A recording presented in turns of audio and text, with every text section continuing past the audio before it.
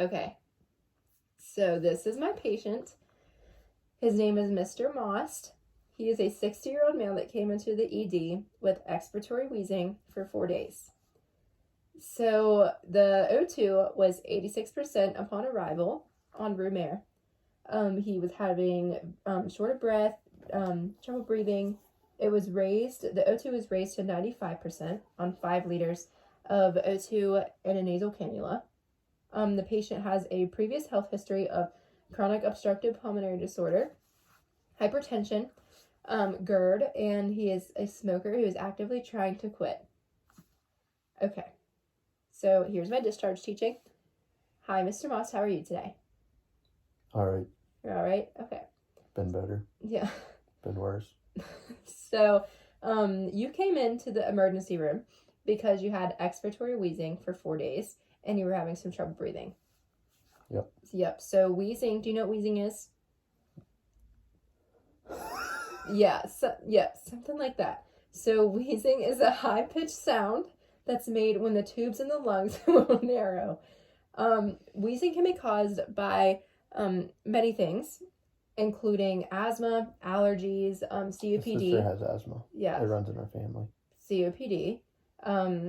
And it can also be caused by sickness. So there's a couple different reasons why you can be wheezing, but in your case, the physician most related it to your pneumonia and like a COPD exacerbation. So you had a flare-up of chronic obstructive pulmonary disorder. A flare-up can also be called an exacerbation. So even though this term isn't new to you, the COPD, COPD is a condition that involves constricting of the airways and trouble breathing. Are you familiar with that? Nope. You're not? Nope. Okay. So tell me what you know about COPD. Nothing. You don't know anything about COPD? Mm-hmm. Okay. So COPD, like we already said, is a condition that involves constricting of your airways. You have mentioned being a smoker. Yep. 7 packs a day. Yep. So smoking is a huge risk. It's actually one of the biggest risks of developing COPD. And do you know why this might be? Well, my guess is all the smoke that enters your lungs causes little sacs to be built up into your throat, which then leads to pneumonia. Yeah. And that's my just assumption. Okay. My girlfriend's in nursing school. Okay, so the toxin... Which is kind of weird because I'm 60. Yeah. So the toxins and the cigarette smoke itself, there's toxins in the cigarette smoke. Mm-hmm. And this will weaken the lungs' defenses against infections. And this is also likely the reason why you developed pneumonia, because you got an infection, your lungs couldn't fight it off as well, so you ended up developing pneumonia. That's pretty sad. Yeah. It hurts. So this will also narrow the airways in the lungs and cause the swelling in the air tubes, and it will lead to the air sacs in the lungs being destroyed. That's what smoking will cause. Mm-hmm. The air sacs in the lungs are called alveoli. Oh, and yep, do you know what alveoli are? Mm-mm. Okay. So it is those little sacs. Yeah, alveoli are the air sacs in the lungs. They're very tiny. I think I have heard this somewhere. They're about the size of your pinky, a little smaller. Yeah, they're way smaller. Very, very small. Yeah. Yeah. Very minute. Yeah. So it helps with the exchange of oxygen from your lungs to your blood vessels. Mm-hmm. So when they become destroyed, it's a big risk of developing COPD. Really? Yeah, there's smoking actually destroys those air sacs, and that's one of the reasons why smoking leads to COPD. Decreased defense against infections is what COPD does, and just smoking is just all over bad because... Sorry to interrupt you. It's okay. But I really wish when I was younger someone told me about the risk of smoking cigarettes. Yeah, so smoking is one of the biggest risks of developing COPD. You know where I got my first one? Where at? My kindergarten teacher gave it to me. Okay. So yeah, like we were saying, smoking causes COPD. My bad. I dropped it. Smoking causes COPD. And the reason why is because of the toxins that decrease the body's defense against infections and destroy the air sacs in the lungs. So an exacerbation or flare-up is what it's also called, and this is what you were diagnosed with. I was diagnosed with an exacerbation. Well, you were diagnosed with COPD, but you came in because of a flare-up. I hate to ask again, but what's the what's the words behind COPD?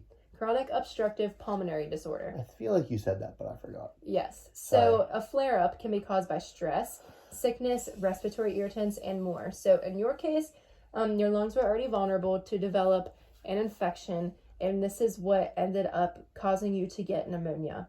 And this is why you had a COPD exacerbation. So when your lungs caught that infection, your body couldn't really fight it off very well at all, and the lungs became inflamed, and it turned into pneumonia.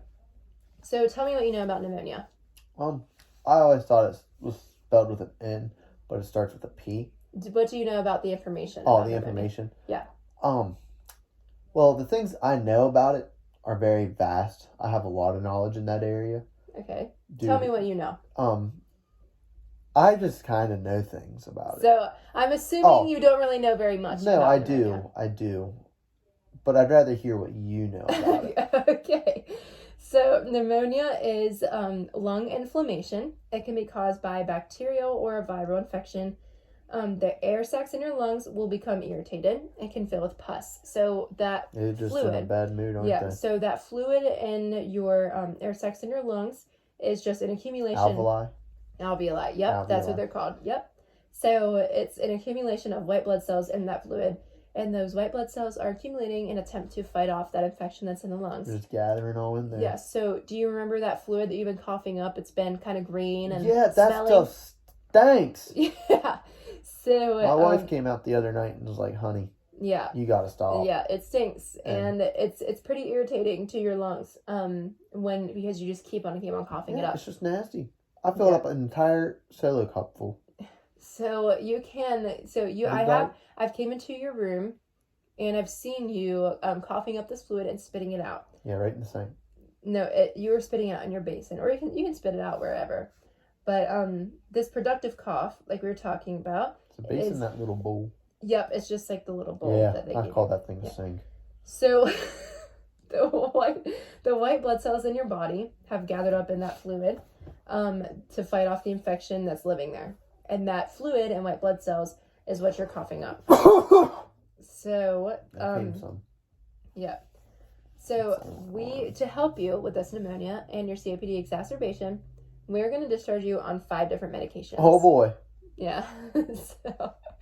So the first one we're going to talk about is azithromycin. Azithromycin. Azithro. Yep. Mycin. So we were giving you that in your IV. So this. Is that what that feeling was? No, we had your IV and we were giving you azithromycin, and this is an antibiotic, and this will stop the growth of the bacterial infection in your lungs. It's like Mr. Clean for my lungs. Yep. So this medicine will bind to specific parts of the bacteria. Like the alveoli? No, the bacteria don't have alveoli. The thing that it actually binds to is called the ribosomes. The ribosomes? Yeah. Are they kind of like that's chromosomes? That's a very technical name for it, but to put it in simpler terms, this medicine will bind to specific parts of the bacteria to stop them from multiplying. So the dose that we're going to give you is going to be 500 milligrams.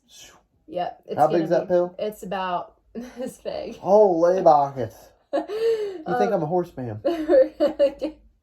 We're gonna give you that by mouth for 3 days. What else would you give it by? You can have it with different routes. Like we were giving it to you in your IV, but usually when it's sent home with you, we give it to you by mouth. So this is given for 3 days, and you want to take it with food. What kind of food?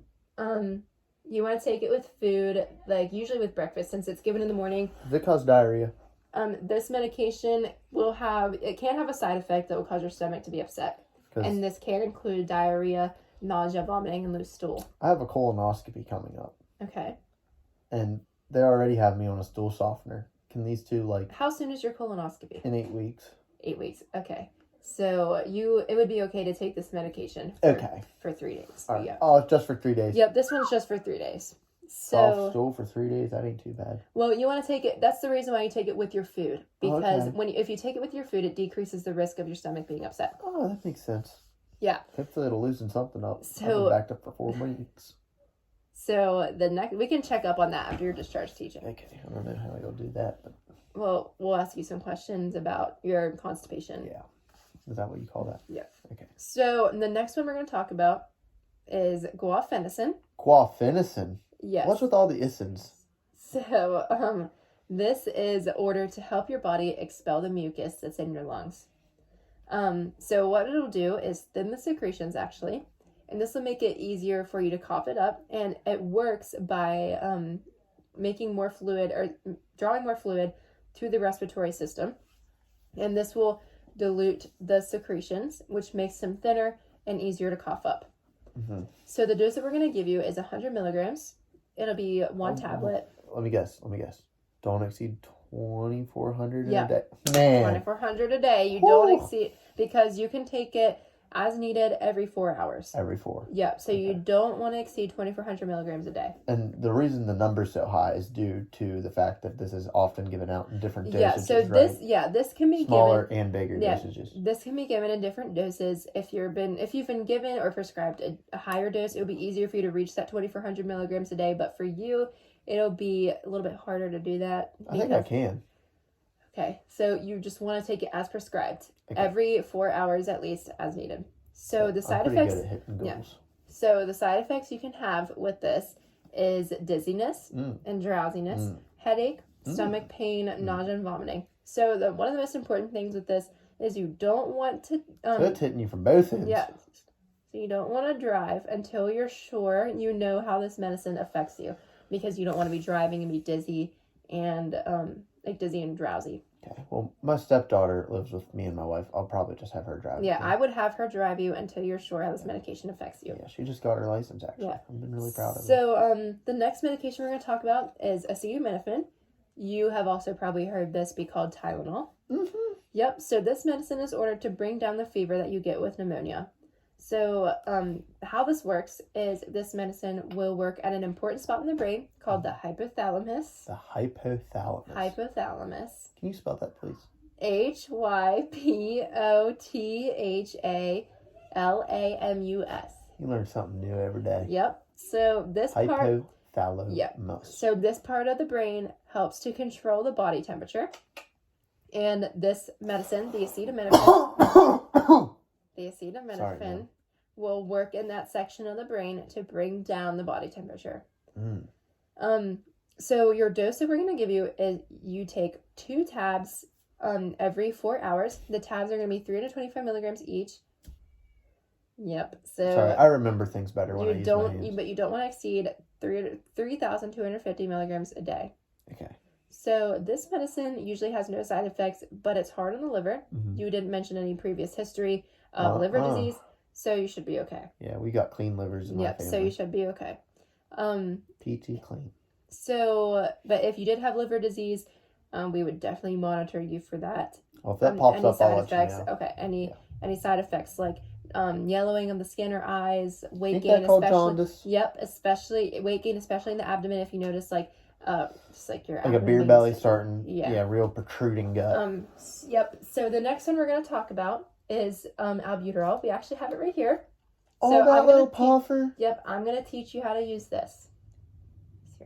I'm going to teach you how to use this. Okay. So this albuterol will relax the muscles in the tubes of the lungs. It's also called the bronchioles. I don't know if you've ever heard that or not. Bronchioles. Yep. Isn't that in New York? No. That might be the Bronx. It's going to relax those smooth muscles in the lungs so you can breathe better. This is also called a rescue inhaler. So you will use this when you're feeling very short of breath. So like climbing a flight of stairs. Yeah, so if you feel very short of breath, you can't catch your breath, you would use this. You don't want to exceed 12 times a day, right?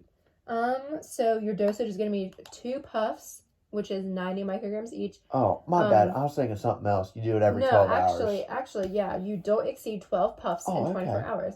You use this every 4 to 6 hours as needed. Mm-hmm. But this medicine, the expected side effects, you can be shaking, you can be a little bit nervous, or have anxiety. Well, if I have these anxiety, are normal side if I have anxiety now, what, like double the anxiety? You just want to put yourself in a calm, try to calm yourself down. We're going to talk about stress management techniques in a little bit. I was going to say no offense, but if I'm having to use a puffer, I'm probably not in a non-stress zone anyways. We are going to be talking about stress management. Breath. So fluticasone. And this medicine is... Fluticasone? Yeah, so that's on fluticasone. It can be said either way. Oh, really? This medicine I always is... thought I only heard it one way. This medicine is not used when you have trouble breathing, because this medicine is like a scheduled medicine. This is a scheduled medicine. This is inhaled every 12 hours. Mm-hmm. It's inhaled every morning. So if I do it at 6 a.m., do it at 6 p.m. Yeah, like That's that. 12 hours. Mm-hmm. So this medicine will keep your airways open in order to prevent another flare from happening. I don't want to do this during a flare-up, right? No, this isn't like your rescue inhaler. This is like just an inhaler. Yeah, this is like once in the morning, once at night, every 12 hours. Yep. So this is a steroid. This is like inhaled steroid. Okay, it's not anabolic, is it? No. So this you inhale 2 puffs, which is 44 micrograms each. What's a microgram? It's a unit of measure. Oh, okay, kind of like a gram. gram. So the side effects you can have from this, this is important. You can have thrush, which is a yeast infection in the mouth, and what that looks like is your tongue will be white and your mouth will be white. I knew people like that. I just thought they didn't brush their teeth. This is because a steroid will actually cause you to be at greater risk for developing like a yeast infection. No. So you can also have a sore throat or nasal congestion with this as the side effects. So do you have any questions about your inhaler? Because we're going to go over teaching. I was going to say, I have a nasal and my nose is hard to breathe through right now. Does that do to the things? It can probably from that COPD. Well, it's probably due from your infection that caused your pneumonia. Oh. So now we're going to go over your inhaler, okay? So what we're going to talk about care of this first. Okay. When you use this... Keep it in purse. No, when you use this, you rinse your mouth out afterwards. And this is to decrease the risk of thrush. This is to decrease the risk of thrush. So you want to rinse your mouth out. And what's also important, this comes apart, just like that. For your refills. Well, actually, this comes apart so that you can clean this plastic. Also, all that so you don't get those steroids, or you don't get the steroids or stuff like that and just like accumulating in there. And it'll just, you need to clean this because your mouth is on this and it's important to clean it once a week. Who knows where that mouth is. But if you're sick, you would clean it, say, like once a day. Once a day. Yeah. So what we're going to do now is show you how to use it.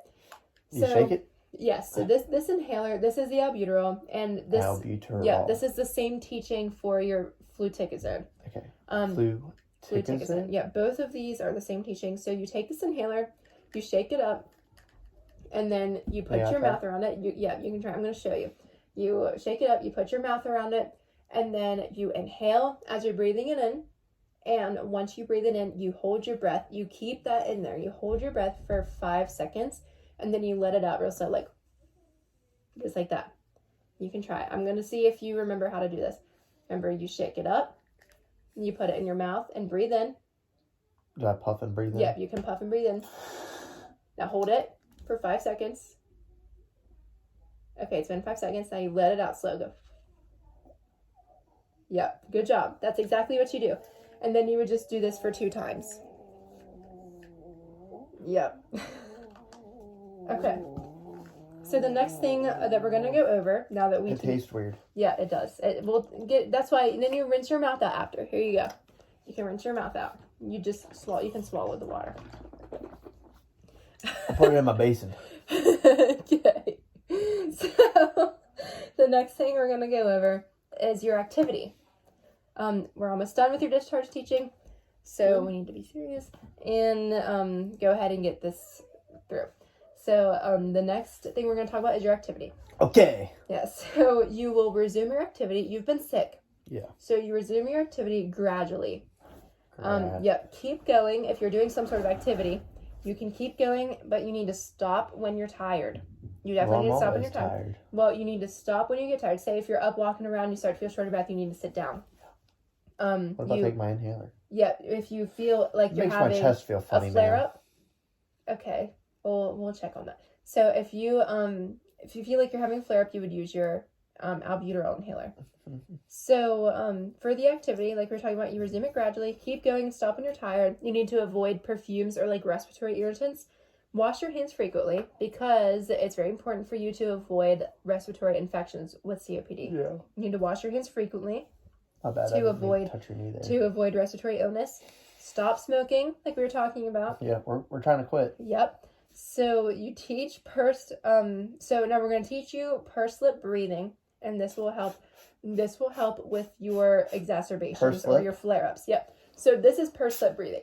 So this is what you do if you feel like you're getting short of breath. This will help slow your breathing rate and help you to oxygenate your body, or like just make sure you have good oxygen. Make sure you're getting enough. So you breathe in like, and then you let it out through pursed lips, like you're kissing them. Yep, just like that. And you let it out nice and slow. That's pursed lipped breathing. So then we need to tell, listen, don't push yourself too hard to the point of needing to catch your breath. Yeah. If you're doing some sort of like exercise and you feel yourself getting short of breath, you need to stop and rest for a little bit. Don't keep going. Another thing you can do is take your medications as prescribed. So we're going to talk to you about what you need to monitor for signs and symptoms, or when you need to call your healthcare provider or come to the ER. So signs and symptoms to monitor for, you need to go to the ER if you have wheezing that just won't seem to stop even after you used your albuterol inhaler. Blue color of the lips, mouth, and nails, that's called cyanosis, and that means your body isn't getting enough oxygen. Extreme shortness of breath, confusion, because that can mean your body's not getting enough oxygen. Tightness in your chest that won't go away with rest or medication. If you're experiencing any of those symptoms, you can use the albuterol inhaler, and if that doesn't help, you call 911 or go to the ER.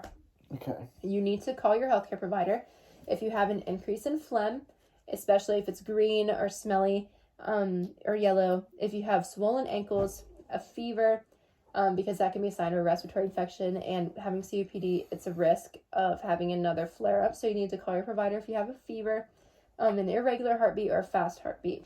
Okay. So if you have any questions or problems about the medications or treatment, you can call your primary care provider or your pulmonologist that you regularly see. Oh.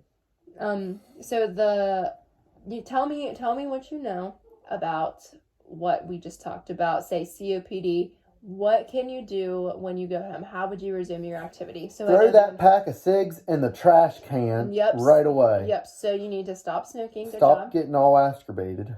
No, like you need to stop flare-ups. Yeah, flare-ups. How do you stop your flare-ups? Stop smoking. What are some other things that we talked about? When I get all stressed out, do my pursed lip breathing. Or if you feel short of breath. Yeah. And then pretend like I'm kissing the air. Yeah. Yep. And then do that. What are some things you should avoid? Tobacco products, smoking cigs. Heavy exercise is going to push me to a point that I would get exacerbated. Yeah, but I mean, you can exercise, but if you feel yourself, you need to take a rest. If you feel too far. Yeah, if you feel yourself getting short of breath, you need to take a rest. That's my thing. I'm just a go-getter. And remember, we also talked about avoiding respiratory illnesses. Oh yeah. Wash your hands frequently. Yeah. And respiratory tract. So don't put my hands in my mouth. Like lung irritants. Yeah, don't put your hands in your mouth. Yeah. Avoid large crowds. Lung irritants you need to avoid. So like perfumes. Don't go to Bath and Body Works. Yeah, Bath and Body Works is bad for those lung irritants. So is Sephora. Yep. So another thing that we already talked to you about quitting your smoking, and that's the best thing you can do right now for your COPD. So there's actually a couple things you can do to help yourself quit smoking. There's a phone number called 1-800-QUIT-NOW. And also, the American Lung Association has a program. This is called Freedom from Smoking, and it's been helping people stop smoking for 41 years. It's 41 very, years? very I've been reliable. Smoking longer than that's been around. It's very, very reliable. And you can also ask I know you mentioned to me before that your family smokes.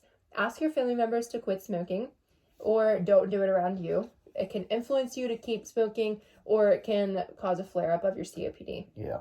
We already talked about protecting yourself from infection. Wash your hands often. Stay away from large crowds. You need to avoid others that are sick. If somebody's coughing around you or says they have a cold, you need to kind of keep your distance. Wash your hands frequently around them. And in order to stay healthy, you need to get some exercise. We talked about like how you don't really push yourself too much to the point where you can't catch your breath at all. Yeah. Walking is a good exercise. Swimming, yoga. You need to exercise for at least 30 minutes on most days. And you need to eat a healthy, well-balanced diet and get at least 8 hours of sleep a night. All right. So For your diet, you need to eat a good source of protein at least 2 times a day because this can help you to maintain your strong lungs. For some COPD patients, eating a diet low in simple carbs, which would be your table sugar, your cake, sodas, avoiding those things can help them breathe easier because your body takes a lot of energy to break down those carbs. So the carbs in your diet should be the ones that we call complex, and these are your breads, your pastas, fruits and fresh vegetables. Your fluid intake right now, especially because of your lungs having all that fluid in them needing to be coming out, should be at least 8 glasses of water a day. You are actually on a sodium restriction. No sodium. Yeah, not no sodium. You're Real on a sodium low. restriction. So your restriction is 2,000 milligrams a day. So you need to eat less than 2,000 milligrams a day of sodium. It's easy to track that. Look at your ingredients on your food labels. It'll say sodium, how many milligrams, and then you just write it down and add Can't it even eat a up. Big Mac meal. Probably not. You need to look. You need to look at that nutrition information. And the reason why this is because you have a history of hypertension. So the water will follow the salt. If you eat a lot of salt in your diet, that water will follow the salt and it will accumulate in your blood vessels and will raise your blood pressure. Yeah. Activity we already talked about should be resumed gradually. After or when you exercise, you should keep your albuterol inhaler with you.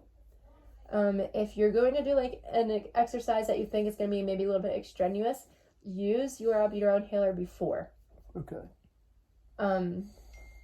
We need to talk about managing your stress. What do you usually do to manage your stress? Smoke. So we are talking about quitting smoking, so we can talk about some stress management techniques.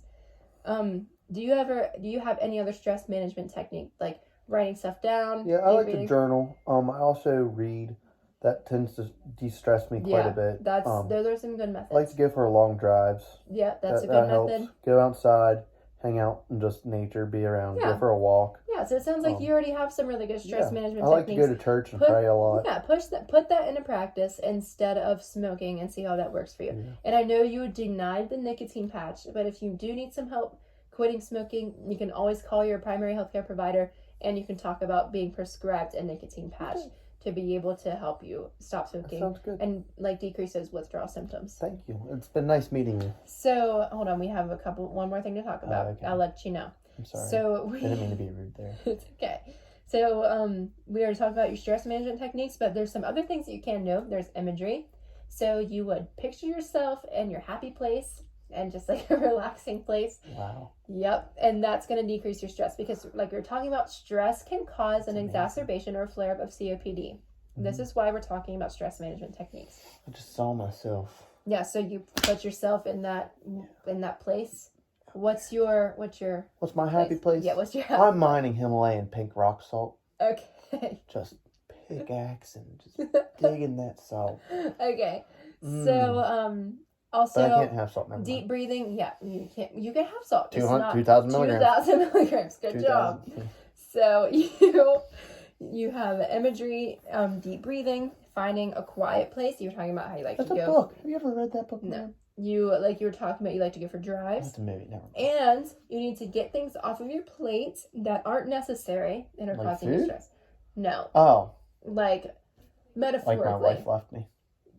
Well, you can't really get your wife leaving you off of your plate, but you can. I think they make people to talk about. If you're taking up too much extra stress at work, you can find ways to kind of, I know I can't deal with this right now. I can deal with this another day. I was stressed at work today. Yeah, work can cause a lot of stress, so you can find some ways. Yeah, exacerbation. Yep, flare up. Yeah. So you can get things off your plate that aren't necessary that are causing you stress. I'm right in the dumpster. Yeah.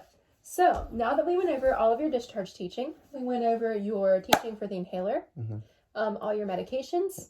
Do you have any? And we also went over when you should call the ED, or not call the ED, come to the ED. If you remember, if you Does that mean emergency department? Yeah, emergency department. I've been trying to figure that out. Yeah, the ER is what most people know it as.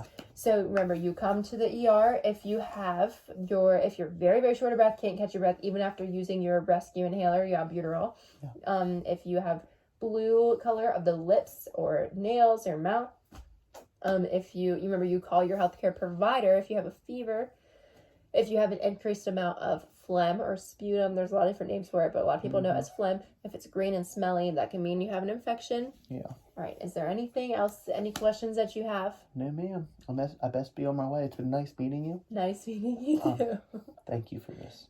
It really means a lot. You're welcome. Okay. So that's our discharge teaching. This is Andrew, and he was a good practice patient. I don't actually smoke, so I don't have to quit. No. Okay, so any other questions? Yep, I feel healthy. All right.